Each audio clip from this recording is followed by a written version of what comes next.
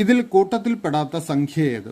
253, 136, 352, 460, 324, 631, 244.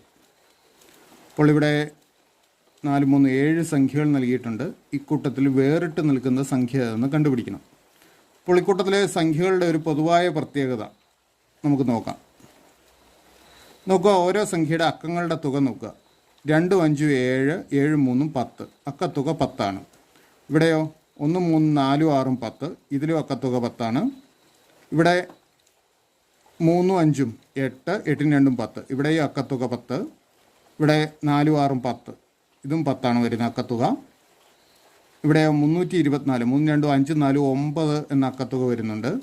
ഇവിടെ 6, 3, 9, 1, 10. 2, 4, 6, 4, 10. അപ്പോൾ അക്കത്തുക 9 വരുന്ന ഒരു സംഖ്യയാണുള്ളത്, 324. ബാക്കി എല്ലായിടത്തും അക്കത്തുക 10 ആണ്.